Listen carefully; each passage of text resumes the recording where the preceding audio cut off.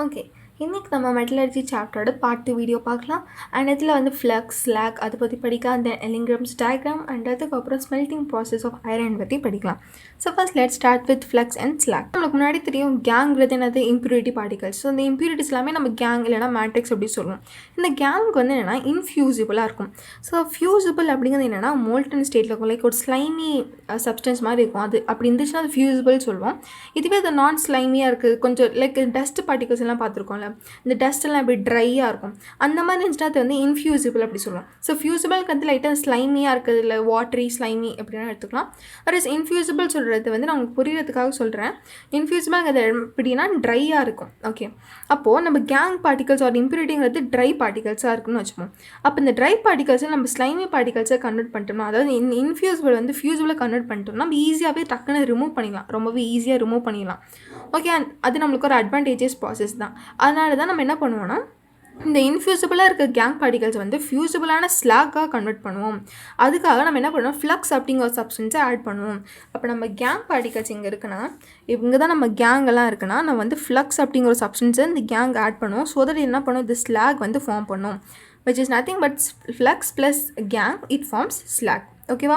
அப்போ இன்ஃபியூசிபிளாக இருக்கிற கேங் வந்து ஃபியூசிபிளான ஸ்லாகாக நம்ம கன்வெர்ட் பண்ணியிருக்கோம்.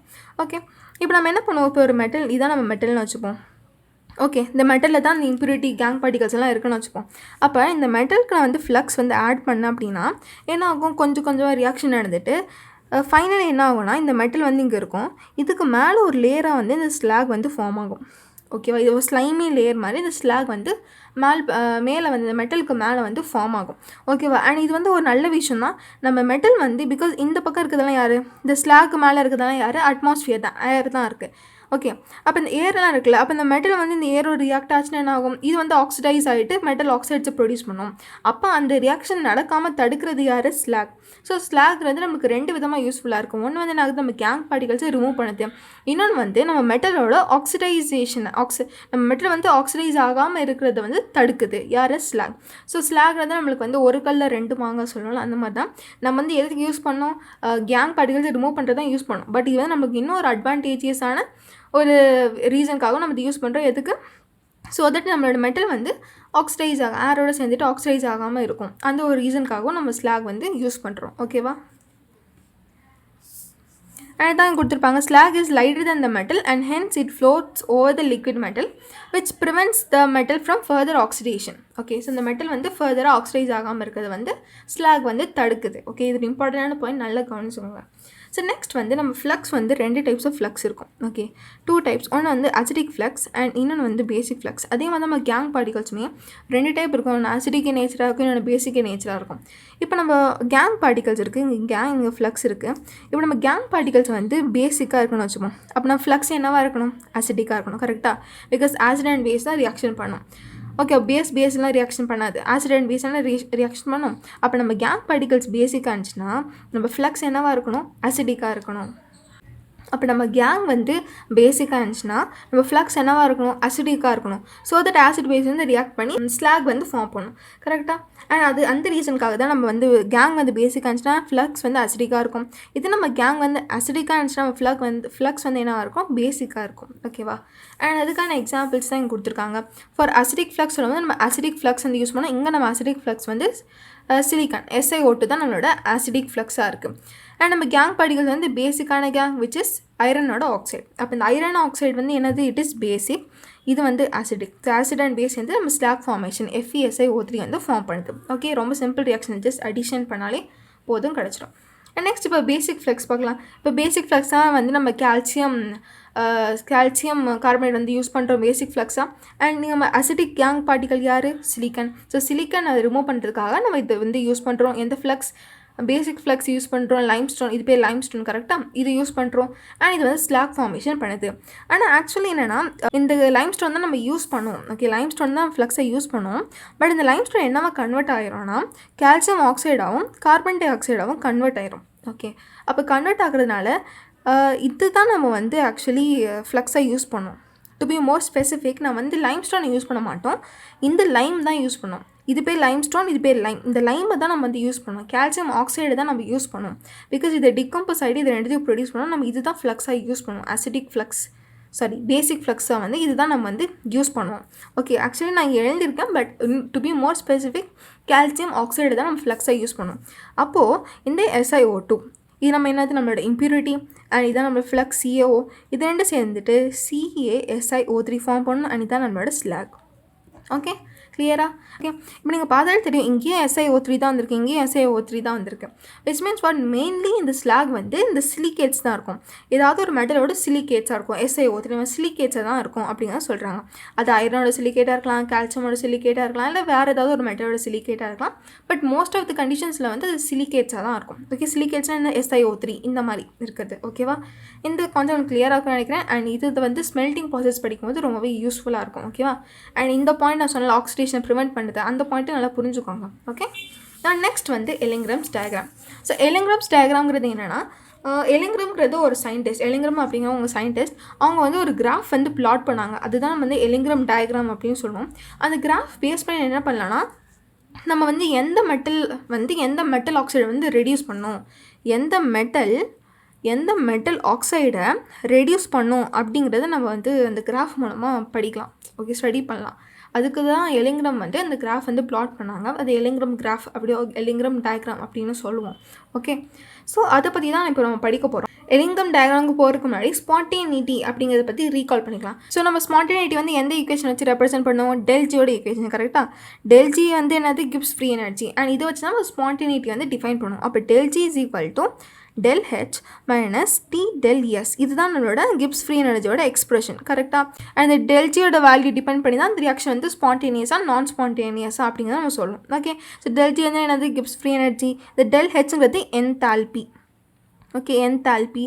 அண்ட் ΔS வந்து என்த்ரோபி. இதெல்லாமே நம்ம தெர்மோடைனமிக்ஸ் சாப்டரில் படிப்போம். அண்ட் Tங்கிறது என்னென்னா டெம்பரேச்சர். ஓகே, இதுதான் அதோட எக்ஸ்பிரஷன், ΔGயோட எக்ஸ்பிரஷன். இப்போது இந்த வேல்யூ, இந்த ΔGயோட வேல்யூ வந்து ஹோல் வேல்யூ வந்து பாசிட்டிவாக வந்துச்சுன்னா அந்த ரியாக்ஷன் வந்து நான் ஸ்பான்டேனியஸ்னால் என்ன, ஸ்பான்டேனியஸ்னால் என்ன அப்படிங்கிறத நம்ம எலக்ட்ரோ கெமிஸ்ட்ரி சாப்டரில் படிச்சிருக்கோம். பட் இன்னொரு வாட்டி நான் சொல்கிறேன். ஓகேவா, ஸோ ஃபர்ஸ்ட் இது பார்த்துக்கோங்க. ΔGயோட வேல்யூ பாசிட்டிவாக இருந்துச்சுன்னா இந்த ரியாக்ஷன் வந்து நான் ஸ்பான்டேனியஸ். இது ΔGயோட வேல்யூ 0வாக இருந்துச்சுன்னா இந்த ரியாக்ஷன் வந்து ஈக்விலிபிரியமில் இருக்குதுன்னு அர்த்தம். இது ΔGயோட வேல்யூ நெகட்டிவாக இருந்துச்சுன்னா அந்த ரியாக்ஷன் வந்து ஸ்பான்டேனியஸான ரியாக்ஷன் அப்படின்னு அர்த்தம். இப்போ நம்ம ஸ்பான்டேனியஸ்னால் என்ன, நான் ஸ்பான்டேனியஸ்னால் என்ன ரீகால் பண்ணலாம். ஸோ ஸ்பான்டேனியஸ்னு எப்போ ஒரு ரியாக்ஷன் சொல்லுவோம், இப்போ இந்த ரியாக்ஷன் இஸ் நேச்சுரலி அக்கரிங்காக இருக்கணும். நேச்சுரலி அக்கரிங் ரியாக்ஷன் இருந்துச்சுன்னா அது ஸ்பான்டேனியஸ் ரியாக்ஷன் அப்படின்னு நம்ம சொல்லணும். கரெக்டாக, ஃபார் எக்ஸாம்பிள் இப்போ வாட்டர் ஃபால்ஸ்லாம் எடுத்துக்கலாம். வாட்டர் ஃபால்ஸ் வந்து வாட்டர் வந்து டாப் டு பாட்டம் தான் விழும். கரெக்டாக, டாப் டு பாட்டம் தான் வாட்டர் வந்து விழும். அப்போ விச் இஸ் நத்திங் பட் இதான் நேச்சுரலி அக்கரிங். நேச்சுரலாக வாட்டர் எப்போயுமே டாப் டு பாட்டம் தான் விழும். அப்போ என்ன நடக்குது, இது வந்து நேச்சுரலான ப்ராசஸ். அப்போ இந்த ப்ராசஸ் வந்து என்ன சொல்லுவோம், ஸ்பான்டேனியஸ் ப்ராசஸ் அப்படின்னு சொல்லுவோம். இதுவே அது நேச்சுரலாக நடக்காது, நாமளே ஒன்று நடக்க வைக்கிறோம். ஒரு ரியாக்ஷன் நடக்கவே நடக்காது, அதை நம்ம நடக்க வைக்கிறோம் அப்படிங்கிற அந்த டைப்ஸ் ஆஃப் திங்ஸை வந்து நம்ம நான் ஸ்பான்டேனியஸ் சொல்லுவோம். ஃபார் எக்ஸாம்பிள் வாட்டர் வந்து மேலேருந்து தான் கீழே வரும், இதான் நேச்சுரலாக நடக்கிறது. வேறு நம்ம வாட்டரை கீழேருந்து மேலே கூப்பிட்டு போனோம்னா நம்ம ஏதாவது ஒன்று எக்ஸ்டர்னலாக ஏதாவது பவர் சப்ளையோ ஏதோ நம்ம ஒன்று பண்ணணும். கரெக்டாக, அப்போ தான் நம்ம வாட்டர் கீழேருந்து மேலே கூப்பிட்டு போகணும். ஃபார் எக்ஸாம்பிள் இந்த போர்லாம் பார்த்துக்கலாம், நம்ம வீட்டில் வந்து மோட்டரெல்லாம் இருக்கும். கரெக்டாக, ஸோ மோட்டர் என்ன பண்ணோம், கிரவுண்ட் வாட்டரை வந்து பம்ப் பண்ணி நம்ம வீட்டுக்கு மேலே இருக்க அந்த டேங்க்கில் வந்து போட்டுரும். விச் மீன்ஸ் வாட்டர் வந்து எங்கே போகுது, கீழே இருந்து மேலே போதும். இதே வாட்டர் ஃபால்ஸ்லாம் வாட்டர் வந்து மேலேருந்து கீழே வருது, இது வந்து spontaneous. So ΔG value negative. வேறு இது வந்து என்ன பண்ணுது, மோட்டர் என்ன பண்ணுது, வாட்டர் கீழே இருந்து மேலே கூட்டு போகுது. அப்போ இது வந்து நான் ஸ்பான்டேனியஸ் ப்ராசஸ். இது நேச்சுரலாக அக்கர் ஆகாது. நம்ம தான் ஒரு மோட்டர் வச்சு நம்ம பண்ணுறோம். இப்போ மோட்டர் இல்லைனா இது இப்படி நடக்குமா, நடக்காது. அப்போ ஒரு மோட்டர்னால தான் நடக்குது. Which is nothing but this is a நான் ஸ்பான்டேனியஸ் ப்ராசஸ். ஓகேவா, இதான் ஸ்பான்டேனியஸ் அண்ட் நான் ஸ்பான்டேனியஸ். இது புரிஞ்சுக்கிட்டா போதும். இப்போ நம்ம எலிங்ராம்ஸ் டயக்ராம் பற்றி பார்க்கலாம். ஸோ எலிங்ராம்ஸ் டயக்ராம் முன்னாடி சொன்ன மாதிரி இது ஒரு கிராஃப். ஓகேவா, ஸோ கிராஃப்னால இருக்கிற எக்ஸ் ஆக்சிஸ் ஒய் ஆக்சிஸ் இருக்கும். ஸோ அந்த மாதிரி நம்ம எலிங்ராம்ஸ் கிராஃப் வந்து எது வந்து எக்ஸ் ஆக்சிஸில் இருக்கும்னா டெம்பரேச்சர் எக்ஸ் ஆக்சிஸில் இருக்கும். And ΔG Gibbs free energy வந்து ஒய் ஆக்சிஸில் இருக்கும். ஓகே, இதான் எலிங்ராம்ஸ் கிராஃபோட டயக்ராம் பார்த்துக்கோங்க. இது வந்து எக்ஸ் ஆக்சிஸில் இருக்கும், இது வந்து ஒய் ஆக்சிஸில் இருக்கும். இது டெம்பரேச்சர், இது வந்து Gibbs free energy. Okay, so இந்த கிராஃபில் வந்து நீங்கள் என்சிஆர்டியில் பார்த்தீங்கன்னா தெரியும், நிறைய இப்படி 4-5 கோடு போட்டிருப்பாங்க, ஒரே கன்ஃபியூஷனாக இருக்கும். ஸோ இதை வந்து நம்ம பார்ட்டாக படிக்கலாம். ஓகே, ஃபர்ஸ்ட் பார்ட் நம்ம இந்த எலிங்ராம் டயக்ராம் வந்து 3 பார்ட்ஸ் டிவைட் பண்ணியிருக்கோம். ஓகே, 1 2 3. இந்த ஃபர்ஸ்ட் பார்ட் வந்து இப்போ நம்ம படிக்கலாம். ஓகே, எல்லாமே இந்த வீடியோவில் சொல்லி தந்துடுவேன். ஜஸ்ட் நான் உங்கள்கிட்ட சொல்கிறேன். அண்ட் ரொம்ப சிம்பிளாகவே சொல்லித்தரேன், நல்ல கவனிங்க, அவங்களுக்கு ரொம்ப நல்லாவே புரியும். ஸோ ஃபர்ஸ்ட் என்னென்னா இந்த ரியாக்ஷன். இந்த ரியாக்ஷன் பாருங்கள். ஸோ இந்த ரியாக்ஷனில் என்ன இருக்குது, carbon and half moles of carbon solid ஸ்டேட்டில் இருக்குது, half mole of O2 and இது வந்து கார்பன் மோனாக்சைடு வந்து ஃபார்ம் ஆகுது. ஓகே, அண்ட் இதோட டெல் எஸ் வேல்யூ நம்ம கண்டுபிடிக்கணும். இதுதான் ஃபர்ஸ்ட் ஸ்டெப். ஓகேவா, ஒரு ரியாக்ஷன் நம்மளுக்கு கொடுத்துருக்காங்க, இதோட டெல் எஸ் வேல்யூ நம்ம கண்டுபிடிக்கணும். டெல் எஸோட வேல்யூங்கிறது என்ன, டெல் எஸ்ங்கிறது என்னது, இந்த என்ட்ரோபி. ஓகே, என்ட்ரோபி, அந்த என்ட்ரோபியோட வேல்யூ நம்ம கண்டுபிடிக்கணும். ஸோ அதை எப்படி கண்டுபிடிக்கலாம், என்ட்ரோபி கண்டுபிடிக்கிற ஃபார்முலா என்ன இருக்குது பார்த்தோம்னா, product in gaseous state minus reactant in gaseous state. Product gaseous ஸ்டேட்டில் இருக்குது minus reactant in gaseous state, இதுதான் டெல் எஸோட வேல்யூ.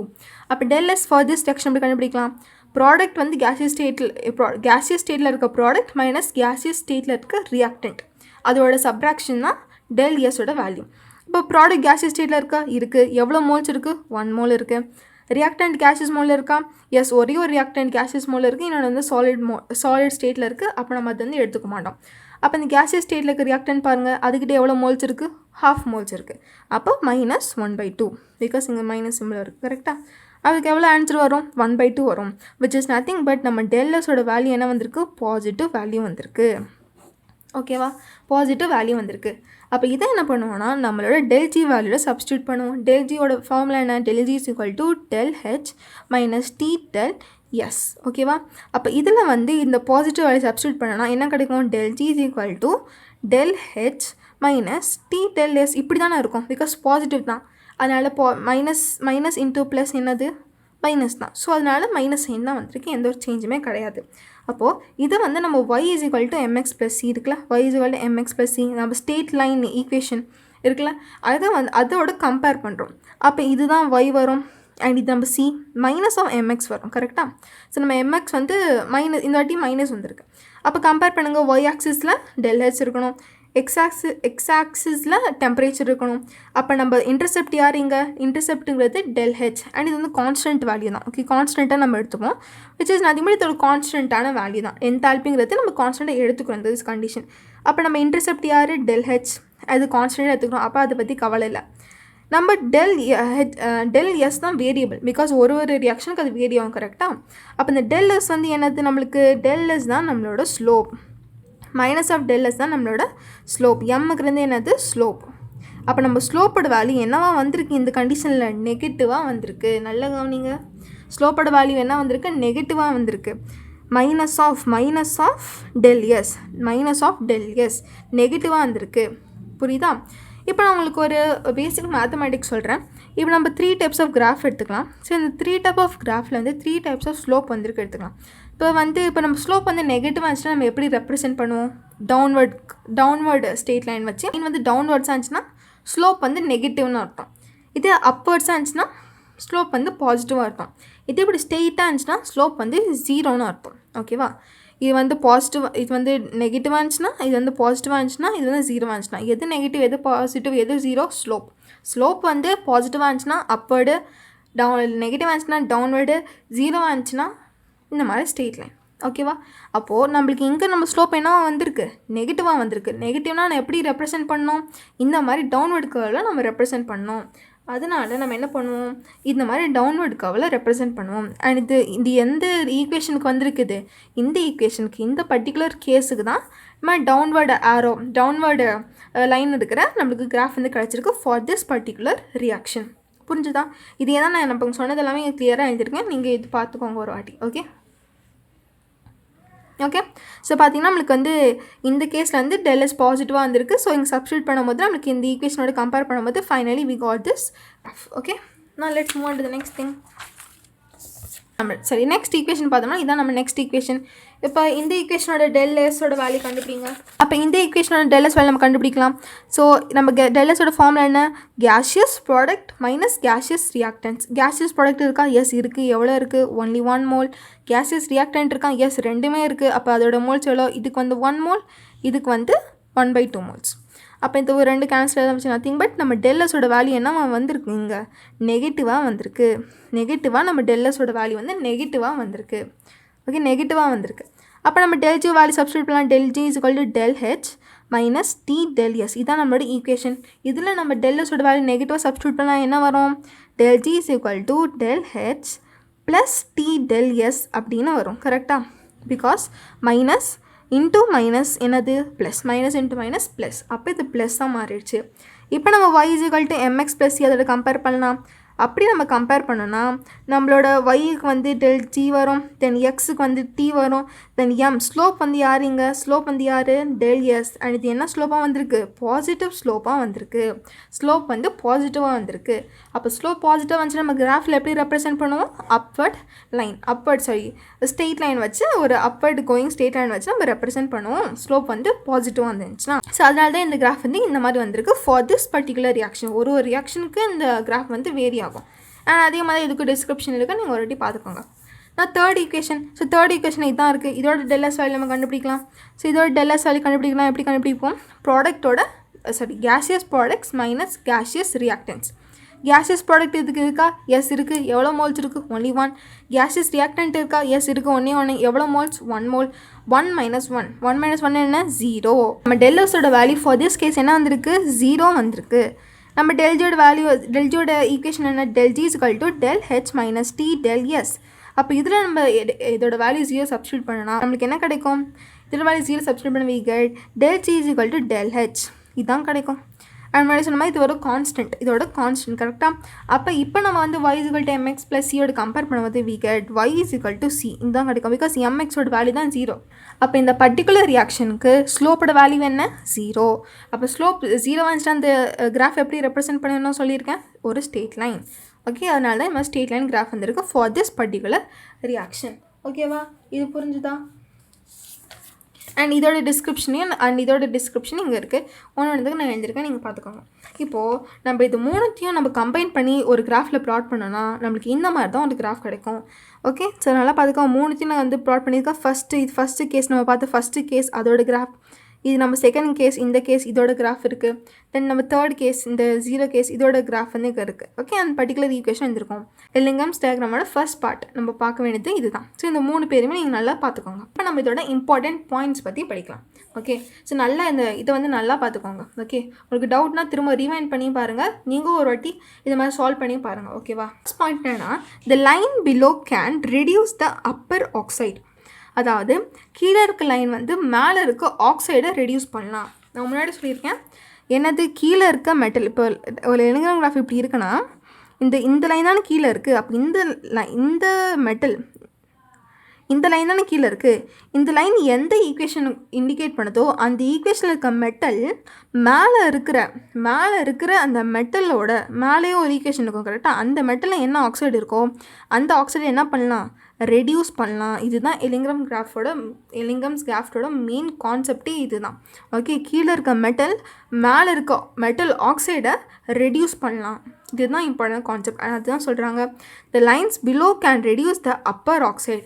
கீழே இருக்க லைன் மேலே இருக்க மெட்டல் ஆக்சைடை வந்து ரெடியூஸ் பண்ணலாம். அதுதான் இங்கே சொல்கிறது. Okay, so lower the line good reducing agent. அப்போ எவ்வளோக்கு எவ்வளோ லைன் வந்து கீழே இருக்கும், எவ்வளோக்கு எவ்வளோ லைன் கீழே இருக்கும் அவ்வளோக்கு எவ்வளோ அது நல்ல ரெடியூசிங் ஏஜென்ட்டாக ஆக்ட் ஆகும். ஸோ ரெடியூசிங் ஏஜென்ட்டோட வேலை என்ன, மற்றவங்களாம் ரெடியூஸ் பண்ணுறது, அதான அது வேலை. அதுதான். So lower the line good reducing ஏஜென்ட்டாக அது ஆக்ட் ஆகும். ஓகேவா, இதான் ஃபர்ஸ்ட் பாயிண்ட், நல்லா ஞாபகம் வச்சுக்கோங்க. ஓகே, இனிமேல் நீங்கள் வந்து இந்த கிராஃப் வந்து படிக்கலாம். இப்போ நம்ம செகண்ட் பார்ட்டுக்கு மூவ் ஆகிறோம். ஸோ நம்ம இந்த கிராஃப் தான் கம்பேர் பண்ணோம். இது பார்த்தோன்னே பயப்பட வேணாம், நான் ஒழுங்காக பொறுமையாக சொல்கிறேன், எதுவும் பயப்பட வேணாம். இந்த பிங்க் கலரில் இருக்குல்ல, இந்த பிங்க் கலரில் 3 கோடு இருக்குல்ல, விச் நத்திங் பட் இது தான். இதுதான் நான் அந்த பிங்க் கலர் கோடில் ரெப்ரசென்ட் பண்ணியிருக்கேன். பாருங்கள், எல்லா ஈக்குவேஷன் சேமாக இருக்கும். அந்த பிங்க் கலர் லைன்ஸ் எல்லாமே இப்போ நம்ம படிச்சிருக்கோம்ல இதுதான். அண்ட் நம்ம இது தவிர்த்து எக்ஸ்ட்ராவாக 2 எலமெண்ட்ஸ் எடுத்திருக்கோம், 2 மெட்டல்ஸ் எடுத்துருக்கோம். யாருன்னா ஐரன் அண்ட் ஜிங்க். ஓகேவா, அது பேஸ் பண்ணி தான் மேலே நம்ம படிக்க போகிறோம். இது இங்கே வச்சுறேன். இப்போ நம்ம செகண்ட் பாயிண்ட் படிக்கலாம். A sudden sharp turn in Ellingham's diagram shows that at that temperature zinc metal melts. இப்போ என்ன சொல்கிறாங்கன்னா, இப்போ நீங்கள் இந்த எலிங்கம்ஸ் டயக்ராமில் பார்த்தீங்கன்னா இந்த ஜிங்க் வந்து ஃபஸ்ட்டு இந்த கிராஃப் ஸ்ட்ரெயிட்டாக வருது, டக்குன்னு ஒரு ஷார்ப் டேர்ன் வருது. அப்போ இந்த டேர்ன் எந்த டெம்பரேச்சரில் எந்த பர்டிகுலர் டெம்பரேச்சர் நடக்குதோ அந்த பர்டிகுலர் டெம்பரேச்சர் இந்த மெட்டலோட மெல்ட்டிங் பாயிண்ட்டாக இருக்கும் அப்படின்னு சொல்கிறாங்க. விச் மீன்ஸ் அந்த கண்டிஷனில் வந்து ஃபேஸ் ட்ரான்சிஷன் வந்து ஏற்பட்டிருக்கும் அப்படின்னு சொல்கிறாங்க. ஒரு ஃபேஸ்லேருந்து இன்னொரு ஃபேஸ், சாலிட் ஃபேஸ்லேருந்து லிக்விட் ஃபேஸாக மாறி இருக்குது. அந்த கண்டிஷனை வந்து இண்டிகேட் பண்ணும் அப்படி சொல்லியிருக்காங்க. இந்த மாதிரி ஒரு கிராஃப் கொடுத்துட்டு ஜிங்கோட மெல்ட்டிங் பாயிண்ட் என்னன்னு கேட்டால் நீங்கள் என்ன சொல்வீங்க, 1400 கெல்வின் அப்படின்னு சொல்லுவீங்க கரெக்டாக. அண்ட் இந்த மாதிரி கொஷின்ஸ் தான் வரும். ஓகே, அண்ட் இது வந்து ஜிங்கோட ஈக்குவேஷன் பார்த்தீங்கன்னா ஜிங்கோட கிராஃப் தான் இந்த க்ரீன் கலர் லைன் வந்து ஜிங்கோட கிராஃப். ஓகே, இப்போ நம்ம தேர்ட் பாயிண்ட் பார்க்கலாம். இதில் வந்து first we have zinc oxide. Zinc ஆக்சைடுக்கு எது நல்ல ரெடியூசிங் ஏஜென்ட் அப்படிங்கிறத நம்ம கண்டுபிடிக்கணும். அதே மாதிரி ஐரனுக்கு எது நல்ல ரெடியூசிங் ஏஜென்ட் அப்படிங்கிறத நம்ம கண்டுபிடிக்கணும். இதுதான் நம்மளோட வேலை. ஓகே, ஃபர்ஸ்ட் நம்ம ஜிங்க் ஆக்சைடு எடுத்துக்கலாம். இப்போ ஜிங்க் ஆக்சைடு எங்கே இருக்குது? இந்த பச்சை கலர் லைன். இந்த பச்சை கலர் லைன் தான் யார்? இந்த க்ரீன் கலர் லைன் தான் யார்? Zinc oxide. இந்த க்ரீன் கலர் லைன் தான் ஜிங்க் ஆக்சைடு. அப்போ ஜிங்க் ஆக்சைடை மட்டும் பாருங்கள், நல்லா பாருங்கள். இப்போ ஜிங்க் ஆக்சைடு கீழே எத்தனை லைன்ஸ் இருக்குது? 1 2 3. ஜிங்க் ஆக்சைடு கீழே 3 லைன்ஸ் இருக்குது. 1 2 3. இந்த 3 லைன்ஸில் எது நல்ல ரெடியூசிங் ஏஜென்ட் நம்ம எப்படி கண்டுபிடிக்கும்? எந்த லைன் ரொம்ப கீழே இருக்கோ அதுதான் நல்ல ரெடியூசிங் ஏஜென்ட். அப்போ எந்த லைன் ரொம்ப கீழே இருக்குது? இந்த லைன் தானே ரொம்ப கீழே இருக்குது. அப்போ இதுதான் நல்ல ரெடியூசிங் ஏஜென்ட் ஃபார் எதுக்கு? Zinc oxide. ஜிங்க் ஆக்சைடுக்கு கார்பன், இதுதான் கார்பன் தான் நல்ல ரெடியூசிங் ஏஜென்ட். இதுக்கு வந்து இதை பார்க்கணும், இதுக்கு வந்து இதை பார்க்கணும். ஓகேவா? இந்த எதை வந்து ரெடியூஸ் பண்ணுறதுங்கிறத இதை பார்க்கணும். அண்ட் எது ரெடியூஸ் பண்ணுங்கிறதுக்கு வந்து ஃபஸ்ட்டு அந்த மெட்டல் வந்து பார்க்கணும். இதுக்கு மெட்டல் ஆக்சைடை பார்க்கணும். Which means what? ஜிங்க் ஆக்சைடை எது நல்லா ரெடியூஸ் பண்ணும்? கார்பன். ஓகேவா? அப்போ ஜிங்க் ஆக்சைடு எது நல்லா ஜிங்க் ஆக்சைடோட ரெடியூசிங் ஏஜென்ட் யார்? கார்பன். கார்பன் சொல்லலாம், இல்லை கோக் அப்படின்னு சொல்லலாம். ஓகே, ரெண்டுமே ஒரே மீனிங் தான். ஸோ கார்பன் ஆர் கோக் வந்து ஜிங்க் ஆக்சைடுக்கு நல்ல ரெடியூசிங் ஏஜென்ட். இப்போ நம்ம ஐரன் ஆக்சைடு பார்க்கலாம். Fe2O3க்கு. ஸோ Fe2O3க்கு பார்க்குறதுக்கு நம்ம 2 கண்டிஷன்ஸ் எடுத்துக்கிறோம். Case 1, case 2. கேஸ் 1 எப்படின்னா பிஃபோர் திஸ் டெம்பரேச்சர், அதாவது இங்கே ஒரு டெம்பரேச்சர் நான் மார்க் பண்ணியிருக்கேன் பார்த்தீங்களா? 1073 கெல்வின் வந்து நான் மார்க் பண்ணியிருக்கேன். இந்த டெம்பரேச்சருக்கு முன்னாடி இந்த டெம்பரேச்சருக்கு முன்னாடி ஐரன் ஆக்சைடுக்கு எது நல்ல ரெடியூசிங் ஏஜென்ட், இந்த டெம்பரேச்சருக்கு அப்புறம் எது நல்ல ரெடியூசிங் ஏஜென்ட் பார்க்க போகிறோம். அப்போ இப்போ பார்க்கலாம். ஸோ இப்போ பார்க்குறது அப்போ இந்த ஜிங்க் வந்து நீங்கள் கணக்கில் எடுத்துக்கூடாது. கார்பன் நல்ல ரெடியூசிங் ஏஜென்ட்டாக, கார்பன் மோனாக்சைடு நல்ல ரெடியூசிங் ஏஜென்ட்டாக தான் பார்க்கணும். ஸோ ஜிங்க்கும் அங்கே தான் வரும். அதனால் ஜிங்க்கை நம்ம கண்டுக்கக்கூடாது. க்ரீன் கலர் லைனை கண்டுக்கூடாது, ஒன்லி இந்த பிங்க் கலர் லைன்ஸை மட்டும்தான் கண்டுக்கணும். ஓகே, இப்போ நம்ம அந்த 1073 கெல்வினுக்கு முன்னாடி எது நல்ல ரெடியூசிங் ஏஜென்ட் பார்க்கலாம். இப்போ பார்த்தோம்னா எந்த லைன் ரொம்ப கீழே இருக்குது? 2 லைன் கீழே வருது கரெக்டாக. இந்த லைன் அண்ட் இந்த லைன், இந்த 2 பிங்க் லைன்ஸ் தான் கீழே வருது. இல்லை எது ரொம்ப கீழே இருக்குது? இதுதான் ரொம்ப கீழே இருக்குது. அப்போ இது எதோட இது பார்க்கலாம்? இது வந்து கார்பன் மோனாக்சைடோட லைன். அப்போது ஃபார் ஃபஸ்ட்டு கேஸ், அதாவது பிஃபோர் 1073 கெல்வினில் எது நல்ல ரெடியூசிங் ஏஜென்ட்டாக இருக்குது? ஃபார் ஐரன் ஆக்சைடுக்கு எது நல்லா ரெடியூஸ் ஆகி, பிகாஸ் இந்த எல்லோ கலர் ஐரன் ஆக்சைடோட லைன். அப்போ இதுக்கு என்ன நல்ல ரெடியூசிங் ஏஜென்ட்டாக இருக்குது? Carbon monoxide. ஓகேவா? இப்போ நம்ம ஆஃப்டர் அந்த லைன் பார்க்கலாம். ஸோ ஆஃப்டர் 1073 கெல்வின் பாருங்கள். ஆஃப்டர்னால் இதுக்கப்புறம் வர கேஸ். அப்போ இதை மறைச்சிடலாம். ஓகே, இப்போ பார்த்தீங்கன்னா எல்லா லைன் கீழே எத்தனை லைன் இருக்குது? 1 2 3. இந்த பச்சை கலரை கண்டுக்கூட சொல்லியிருக்கேன். 3 லைன்ஸ் இருக்குது. ஸோ இந்த 3 லைன்ஸ் எது ரொம்ப கீழே இருக்குது? இந்த லைன் தானே ரொம்ப கீழே இருக்குது. இதுக்கப்புறம் வருது 3 லைன், இதுதான் ரொம்ப கீழே இருக்குது. இது யாரோட லைன்? கார்பனோட லைன். அப்போ ஆஃப்டர் 1073 கெல்வின் ஐரன் ஆக்சைடுக்கு எது நல்ல ரெடியூசிங் ஏஜென்ட்டாக இருக்கும்? கார்பன். இது கார்பனோட லைன். ஸோ கார்பன் வந்து நல்ல ரெடியூசிங் ஏஜென்ட்டாக இருக்கும், கார்பன் ஆர் கோக். ஓகேவா? இப்படி தான் எலிங்கம்ஸ் கிராஃப் வந்து ஸ்டடி பண்ணணும். இது பேஸ் பண்ணி தான் கொஷின்ஸ் கேட்பாங்க. ஓகேவா? ஸோ நம்ம நெக்ஸ்ட் பாயிண்ட்டுக்கு போகலாம். ஓகே, ஸோ இப்போ வந்து நம்ம தேர்ட் பார்ட் ஆஃப் எலிங்கம்ஸ் டயக்ராம்குள்ளே வந்தாச்சு. ஃபர்ஸ்ட் பார்ட்டில் நம்ம யாரை பார்த்தோம்? இந்த 3 கார்பன் மோனாக்சைடு இவங்களை பார்த்தோம். செகண்ட் பார்ட்டில் வந்து நம்ம ஜிங்க் அண்ட் ஐரன் அவங்கள பார்த்தோம். அண்ட் தேர்ட் பார்ட்டில் வரவங்க வந்து aluminium, magnesium, calcium and chromium. So இந்த மூணு கிராஃபையும் நீங்கள் சேர்த்து வச்சு பார்த்தா தான் உங்களுக்கு எலிங்கம் கிராஃப் வந்து உங்கள் என்சிஆர்டியில் கொடுத்துருப்பாங்க. பெருசாக எல்லாமே கொடுத்துருப்பாங்க. நான் அந்த 3த்தையும் டிவைட் பண்ணி உங்களுக்கு சொல்லித்தரேன். ஓகே, இப்போ தான் இதான் நம்ம லாஸ்ட் பார்ட் அண்ட் இதை நம்ம பார்க்கலாம். ஓகே, ஸோ இதுக்கு என்ன பாயிண்ட்னா, the below metal can reduce the oxide of the metal above it in the curve. முன்னாடி சொன்ன பாயிண்ட் தான், கீழே இருக்க மெட்டல் மேலே இருக்க மெட்டல் ஆக்சைடை ரெடியூஸ் பண்ணலாம். கீழே இருக்க மெட்டல் மேலே இருக்க மெட்டல் ஆக்சைடை வந்து ரெடியூஸ் பண்ணலாம். கீழே இருக்க மெட்டல் மேலே இருக்க மெட்டல் ஆக்சைடை ரெடியூஸ் பண்ணலாம். அதுதான் இங்கேயும். அப்போ எந்த லைன் கீழே இருக்கோ அதுக்கு மேலே இருக்க மற்ற லைன்ஸ் வந்து அது ரெடியூஸ் பண்ண முடியும். இப்போ ஃபார் எக்ஸாம்பிள் நம்ம மெக்னீஷியம் எடுத்துக்கலாம். எந்தெந்த மெட்டல் ஆக்சைட்ஸை ரெடியூஸ் பண்ண முடியும் சொல்லுங்கள். ஸோ மெக்னீஷியம்க்கு மேலே இருக்குது யார் இருக்கா? அலுமினியம் இருக்கா. ஸோ அலுமினியமோட ஆக்சைடு, தென் குரோமியமோட ஆக்சைடு இருக்கா. அப்போ மெக்னீஷியம் வந்து அலுமினியமோட ஆக்சைடையும் குரோமியமோட ஆக்சைடையும் என்ன பண்ணலாம்? ரெடியூஸ் பண்ணலாம். அப்போ மெக்னீஷியம் இங்கே யார்? Reducing agent. கிளியரா? அவ்வளோதான். இப்போ நம்ம அலுமினியம் பார்த்தோம்னா அலுமினியம் யாரை ரெடியூஸ் பண்ண முடியும்? குரோமியம் ஆக்சைடை வந்து ரெடியூஸ் பண்ண முடியும். குரோமியம் யாரை ரெடியூஸ் பண்ண முடியும்? யாருமே பண்ண முடியாது. ஏன்? பிகாஸ் அதுக்கு மேலே யாருமே கிடையாது. புரிஞ்சுதா? அவ்வளோதான். இப்போ இதில் இன்னொரு விஷயமும் இருக்குது. இப்போ இந்த பாயிண்ட் ஞாபகம் வச்சுக்கோங்க. இந்த பாயிண்ட்னு இந்த மெக்னீஷியமும் அலுமினியம் மீட் பண்ணுற இந்த பாயிண்ட் அண்ட் இந்த பாயிண்ட் நான் வந்து மார்க் பண்ணுறேன். இது டீன்னு நான் மார்க் பண்ணியிருக்கேன். ஐரனுக்கு பதில் கேஸ் 1 கேஸ் 2 அந்த மாதிரி பிஃபோர் டீ வந்து எதை ரெடியூஸ் பண்ணுமோ ஆஃப்டர் டீ வந்து எதை ரெடியூஸ் பண்ணுமோ பார்க்கலாம். ஓகேவா? இப்போ பிஃபோர் டீ. ஸோ பிஃபோர் டீங்க இருக்கா? அப்போ நம்ம இந்த டீ லைனுக்கு முன்னாடி பார்க்கணும். இந்த நம்ம வந்து இப்போ வெறும் அலுமினியம் மெக்னீஷியம் மட்டும் தான் பார்க்குறோம், மற்றவங்கள பார்க்க வேணாம். இந்த ரெட் லைன் அண்ட் க்ரீன் லைனை மட்டும் தான் பார்க்குறோம். ஓகேவா? அப்போது இப்போ பாருங்கள், எது கீழே இருக்குது? மெக்னீஷியம் தான் கீழே இருக்குது. விச் மீன்ஸ் ஒன் மெக்னீஷியம் தான் அலுமினியமாக ரெடியூஸ் பண்ணோம். கரெக்டாக? For case 1 magnesium reduces aluminium oxide. Okay, aluminium ஆக்சைடை தான் மெக்னீஷியம் வந்து ரெடியூஸ் பண்ணோம். இப்போ ஆஃப்டர் நம்ம இந்த டீ டெம்பரேச்சர் பாருங்கள். ஆஃப்டர் டீ ரெட் லைன் கீழே இருக்குது, க்ரீன் லைன் மேலே இருக்குது. ரெட் லைன் யாரோட லைன்? அலுமினியமோட லைன். அப்போ ஆஃப்டர் டீ டெம்பரேச்சர் அலுமினியம் வந்து எதை ரெடியூஸ் பண்ணோம்? மெக்னீஷியம் ஆக்சைடை வந்து எம்ஜி ஆக்சைடை வந்து என்ன பண்ணோம்? ரெடியூஸ் பண்ணோம். இதுதான் எலிங்கிராம்ஸ்க்கு ஆஃப்டர் முன்னாடி சொன்ன மாதிரி இந்த மாதிரி தான் கொஸ்டின்ஸ் கேட்பாங்க. எதை ரெடியூஸ் பண்ணோம்? ஸ்பான்டேனிட்டி வச்சு கொஸ்டின் கேட்பாங்க. டெல்கியஸ் வேல்யூ கண்டுபிடிங்க சொல்லுவாங்க. ஸோ இந்த மாதிரி தான் இருக்கும். அண்ட் இந்த டாபிக் உங்களுக்கு ரொம்ப கிளியராக இருக்கும்னு நினைக்கிறேன். ஸோ நான் நம்ம ஸ்மெல்ட்டிங் ப்ராசஸில் பார்க்கலாம். இதுக்கு மாதிரி நம்ம வந்து ஃபர்ஸ்ட் என்ன பார்த்தோம்? Steps of extraction of metals பார்த்தோம். ஃபஸ்ட்டு ஸ்டெப் என்ன பார்த்தோம்? கன்சன்ட்ரேஷன் ஆஃப் தி ஓர் பார்த்தோம். செகண்ட் என்ன பார்த்தோம்? Conversion of the ore into metal oxide பார்த்தோம். இப்போ நம்ம பார்க்க போகிறது வந்து conversion of the metal oxide into its metal. Okay, metal ஆக்சைடை ஒரு மெட்டல் ஆக்சைடை வந்து அதோட மெட்டலாக எப்படி கன்வெர்ட் பண்ணுங்கிறதான் பார்த்தோம். அண்ட் அதுக்கு வந்து நம்ம வந்து நிறைய மெத்தட்ஸ் இருக்குது. ஸோ அந்த நிறைய மெத்தட்ஸ் இருக்குது. அதில் ஃபர்ஸ்ட் மெத்தட் தான் இந்த எலிங்கம்ஸ் டயக்ராம். எலிங்கம்ஸ் டயக்ராம் எதுக்கு நம்ம பார்த்தோம்? எது ரெடியூஸ் பண்ணுறது பார்த்தோம். எந்த மெட்டல் ஆக்சைடை வந்து ரெடியூஸ் பண்ணுதுங்கிறத பார்த்தோம். வச்சு நத்திங் பட் இந்த கான்செப்ட் தான். அப்போ இந்த கான்செப்ட்டில் வந்து ஃபஸ்ட்டு வரது தான் இந்த எலிங்கம்ஸ் டயக்ராம். ஓகேவா? ஃபஸ்ட்டு மெத்தட் தான் எலிங்கம்ஸ் டயக்ராம். அண்ட் அதை பேஸ் பண்ணி நம்ம சில இந்த மாதிரி அலுமினியமோ குரோமியம் அந்த மாதிரி நம்ம ரெடியூஸ் பண்ணிக்கலாம். ஸோ செகண்ட் வரது வந்து ஸ்மெல்ட்டிங். அண்ட் இதை பற்றி தான் நம்ம பார்க்க போகிறோம். அண்ட் தேர்ட் ஃபோர்த் இவங்களாம் வரதை வந்து நம்ம நெக்ஸ்ட் பார்ட்டில் வந்து பார்க்கலாம். அண்ட் நம்ம நெக்ஸ்ட் பார்ட்டில் வந்து பார்க்கலாம். இன்றைக்கி நம்ம ஸ்மெல்ட்டிங்கோட கம்ப்ளீட் பண்ணிக்கலாம். Okay, smelting. ஸோ ஸ்மெல்ட்டிங் வந்து நிறைய மெட்டல்ஸ்க்கு பண்ணலாம். பட் நம்ம மெயின்லி வந்து ஐரனுக்கு தான் பண்ணுவோம். ஓகே, ஸ்மெல்ட்டிங் வந்து நம்ம பிளாஸ்ட் ஃபர்னன்ஸில் பண்ணுவோம். அண்ட் இந்த பிக்சர் எப்படி இருக்கும்னு நான் காமிக்கிறேன். ஏன்னா வந்து ஒரு ரஃப்பாக ஒரு டயக்ராம் வரையணும். ஓகேவா?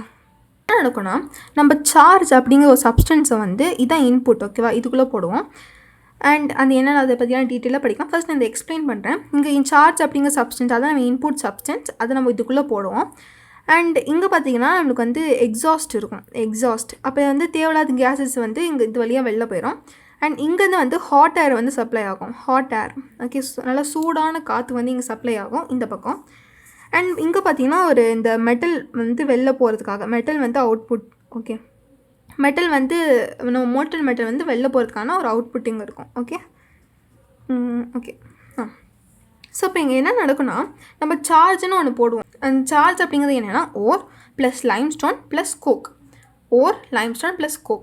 ஓருங்கிறது நம்ம இப்போ ஸ்மெல்ட்டிங் ப்ராசஸ் நம்ம ஐரனுக்கு தான் பார்க்குறோம். அப்போ ஐரனோட ஓர் தான் எடுத்துப்போம். ஐரனோட ஓர் இங்கே யார் எடுத்துப்போம்? ஐரன்ஸ்க்கு வந்து நிறைய ஓர் இருக்குது. பட் ஏன் நம்ம இந்த பர்டிகுலர் ஓர் எடுத்துக்கிறோம்? இது பேர் என்ன? ஹிமடைட். ஏன் நம்ம ஹிமடைட் மட்டும் எடுத்துக்கிறோம்? அது நம்ம கிளாஸ்லேருந்து நிறைய பேர் நல்லா படித்தாலும் யாராவது ஒருத்தர் தானே ஃபர்ஸ்ட் ரேங்க் எடுப்பாங்க. அதே மாதிரி தான் இந்த ஐரனுக்கு எத்தனை ஓர் வேணால் இருக்கட்டும், ஹிமடைட் தான் பெஸ்ட். அண்டு ரொம்ப நம்ம அதிகமாக யூஸ் பண்ணுறது வந்து ஹிமடைட் தான்.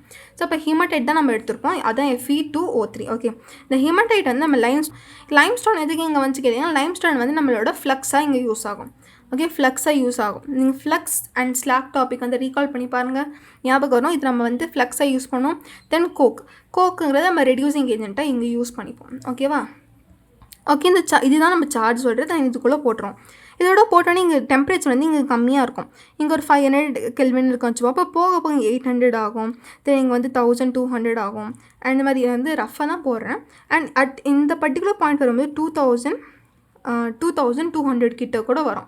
அந்த அளவுக்கு ரொம்ப ஹை டெம்பரேச்சர். விச் மீன்ஸ் அந்த உள்ளே போக டெம்பரேச்சர் அதிகமாகிட்டே போகும். இந்த ஹாட்டர் ஏன் சப்ளை பண்ணுறோமோ அந்த ரீசனே அது தான். டெம்பரேச்சர் நல்லா இன்க்ரீஸ் பண்ணணும். அப்போ தான் நம்ம மெட்டல் சாலிட் ஸ்டேட்டில் இருக்க நம்ம மெட்டல் வந்து லிக்விட் ஸ்டேட்டில் மாறிடும், மோல்டன் ஸ்டேட்டில் மாறிடும். அப்போ தான் அதில் இருக்க எல்லா இம்ப்யூரிட்டிஸும் நம்ம தள்ளி விட்டு நம்ம பியூர் மெட்டலாக நம்மளுக்கு வந்து இந்த அவுட்புட் வழியே கிடைக்கும்.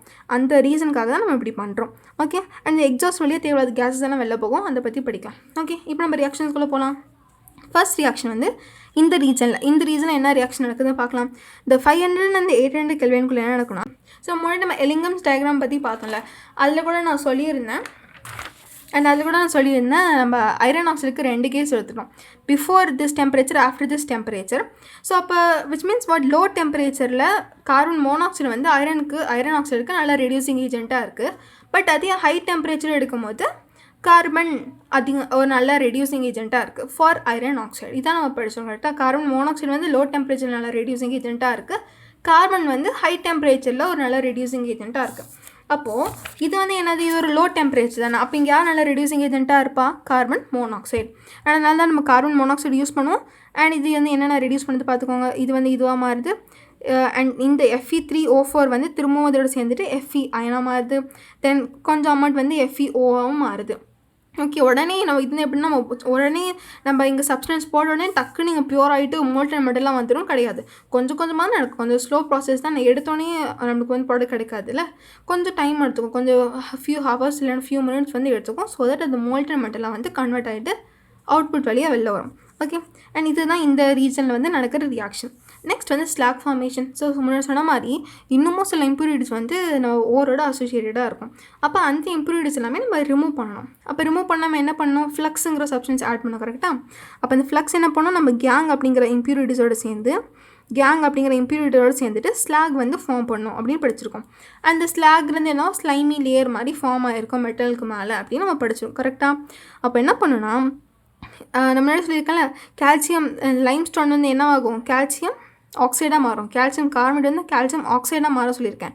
அண்ட் இங்கே வந்து நம்மளோட இம்ப்யூரிட்டி வந்து SiO2 சிலிக்கான் இம்ப்யூரிட்டிஸ் தான் இதோட அசோசியேட்டடாக இருக்கும். ஓகே, இந்த இம்ப்யூரிட்டிஸை ரிமூவ் பண்ணுறதுக்காக இந்த கால்சியம் ஆக்சைடு என்ன பண்ணும், ஃப்ளக்ஸ் ஆக்ட் ஆகும். இதான் நம்ம இம்ப்யூரிட்டி.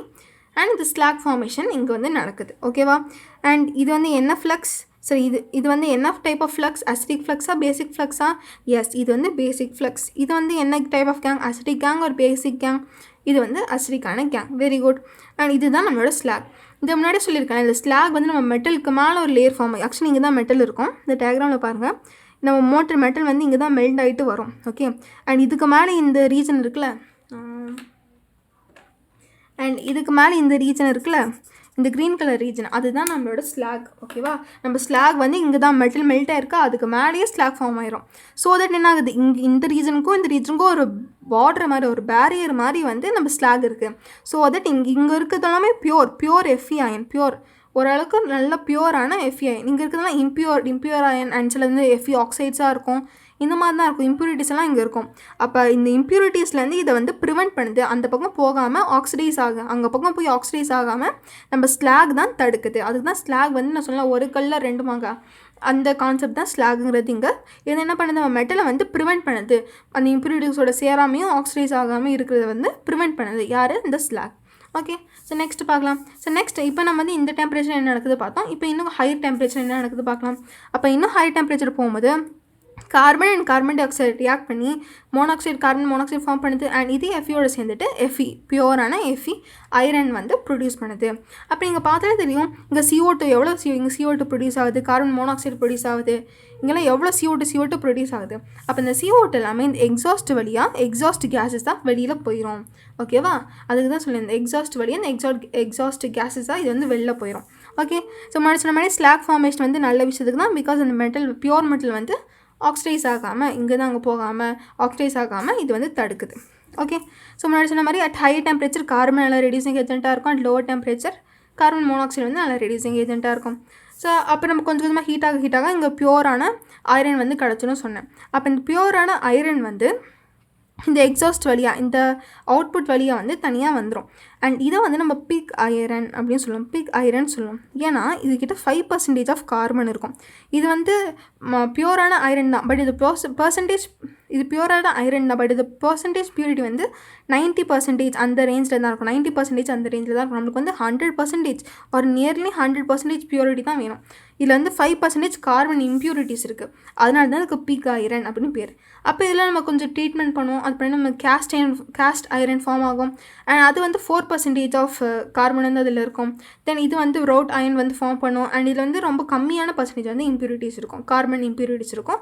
அண்ட் இதுதான் நம்ம பியூரஸ்ட் ஃபார்ம் ஆஃப் ஐரன் அப்படின்னு சொல்கிறது வந்து இந்த ரோட் அயன் தான். ஓகே, அண்ட் பிக் ஐரன் இருக்குது, cast iron and wrought iron. இதுக்கு எல்லாமே தனித்தனி யூசஸ் எல்லாம் இருக்கும். நம்ம இந்த லெசனோட எண்டு அதில் வந்து இது வந்து பார்ப்போம், இதோட யூசஸ் எல்லாமே படிப்போம். ஓகேவா? ஸோ கார்பனோட பர்சன்டேஜ் அதிகமாக குவாலிட்டியும் என்ன ஆகும், கம்மியாகும். ஸோ கார்பனோட பர்சன்டேஜ் ரொம்பவே கம்மியாக இருக்கணும், so that quality of the iron வந்து அதிகமாக இருக்கும். Okay, so that's it. நம்ம இன்றைக்கி என்னென்ன டாபிக் படிக்க நினச்சோமோ அது எல்லாமே படித்தாச்சு. இப்போ நமக்கு ரிலேட்டடான சில ப்ராப்ளம்ஸ் வந்து சால்வ் பண்ணலாம். So first question, favorable reducing agent for ZNO to Zn, which means ZNO வந்து ரெடியூஸ் பண்ணுறதுக்கான இது நல்ல ரெடியூசிங் ஏஜெண்ட்டாக இருக்கும். இதை பற்றி நம்ம முன்னாடியே படிச்சிருக்கோம். ஃபார் ZNO வந்து எது நல்ல ரெடியூசிங் ஏஜெண்ட்டாக இருக்கும், கார்பன் வந்து நல்ல ரெடியூசிங் ஏஜெண்ட்டாக இருக்கும். ஓகே, இதுதான் நம்மளோட answer. Next question, if in Ellingham's diagram one plot has more negative del Z than it indicates what அப்படின்னு கேட்டிருக்காங்க. ஓகே, விச் மீன்ஸ் அவங்க என்ன சொல்கிறாங்கன்னா, இப்போ நம்ம எலிங்கம்ஸ் டயக்ராமுக்குள்ள இப்போ ஒரு பிளாட்டுக்கு வந்து more negative Gibbs free energy இருக்குது, more negative Gibbs free energy இருக்குன்னா அது என்ன அர்த்தம், நெகட்டிவில் அதிகமான வேல்யூ இருக்க சொல்லும்போது ரொம்பவே கீழே வந்து இருக்கும். கரெக்டாக? அப்போது இது என்ன சொல்லுதுன்னு கேட்குறாங்க, oxidation of metal will be more spontaneous. அப்போ இதோட ஆக்சிடேஷன் வந்து ரொம்ப ஸ்பான்டேனியஸாக இருக்குன்னு சொல்கிறாங்க. கரெக்டு தானே? பிகாஸ் இங்கே வேற ஒரு மெட்டல் இருக்குது, இதுதான் நம்மளோட கொஷனில் கொடுத்துருக்க மெட்டல். இதோட லைன் வந்து ரொம்பவே கீழே இருக்குது. அப்போ கீழே இருந்தால் இது ஈஸியாகவே ஆக்சிடைஸ் ஆயிரும். கரெக்டாக? பிகாஸ் இதுதான் நல்ல ரெடியூசிங் ஏஜென்ட் ஆக்ட் ஆகும்ல. அப்போ இது நல்ல ரெடியூசிங் ஏஜென்ட்னா இதுதான் இது.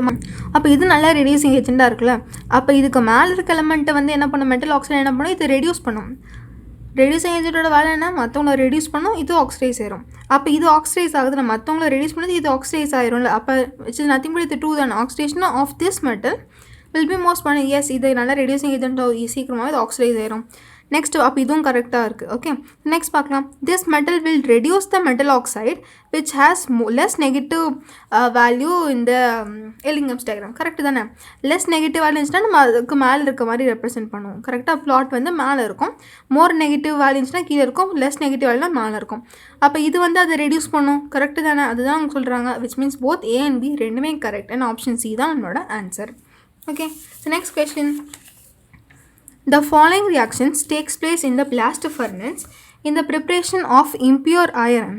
Identify the reaction pertaining to the formation of the slag. Okay, so எந்த reaction வந்து blast furnace யூஸ் பண்ண ஸ்மெல்டிங் ப்ராசஸில் ஐரன் வந்து நம்ம பியூர் ஃபார்மில் கன்வெர்ட் பண்ணுவோம்ல, அப்போ வந்து அந்த ஸ்லாக் ஃபார்மேஷனுக்கான ரியாக்ஷன் எதுவும் கேட்குறாங்க.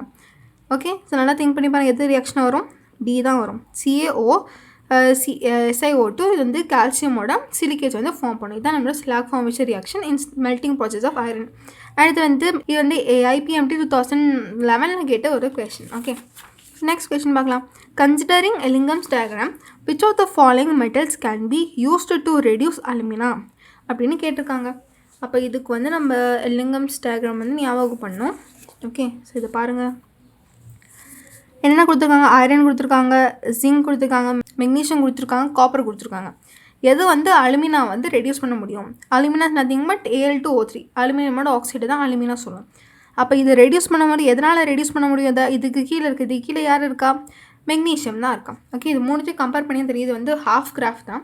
ஸோ ஃபுல் கிராஃபில் பார்த்தாலும் உங்களுக்கு வந்து மெக்னீஷியம் தான் ஆன்சராக வரும். ஸோ ஆப்ஷன் C தான் அதோட ஆன்சர். ஓகே, அண்ட் இது நீ 2018 கேட்ட ஒரு question. Next question, which acts as a reducing agent in low temperature zone for blast furnace in smelting process of iron. அதாவது ஐரனோட ஸ்மெல்டிங் ப்ராசஸில் லோ டெம்பரேச்சர் அது நல்லா ரெடியூசிங் ஏஜென்ட்டாக இருக்கும் கேட்குறாங்க. நல்லா யோசிச்சு பாருங்கள், ஹை டெம்பரேச்சரில் கார்பன், லோ டெம்பரேச்சரில் கார்பன் மோனாக்சைடு. கரெக்டாக? அப்போ ஆப்ஷன் B தான் நம்மளோட ஆன்சராக வரும். Okay, next question. Iron obtained from the blast furnace is called என்ன சொல்லியிருக்கேன், பிக் அயன் தானே. கரெக்டாக? Big iron. பிகாஸ் அதில் வந்து 5% ஆஃப் கார்பன் இருக்கும், ரொம்பவே அதிகமான பர்சன்டேஜ். ஸோ இது வந்து பிக் அயன் அப்படின்னு சொல்லியிருக்கேன். Okay, next question, last question தான். The maximum temperature that can be achieved in blast furnace is எவ்வளோன்னு கேட்டிருக்காங்க. அது 2021 கேட்ட கொஷின். ஸோ இதோட கரெக்டான ஆன்சர் வந்து 2200 கெல்வின். இது முன்னாடி சொல்லியிருக்கேன், 2200 கெல்வின் தான் மேக்ஸிமம் டெம்பரேச்சர். இந்த டாபிக் ரிலேட்டடான நம்ம நிறைய ப்ராப்ளம்ஸ் வந்து சால்வ் பண்ணியாச்சு. And that's it. Thanks for watching.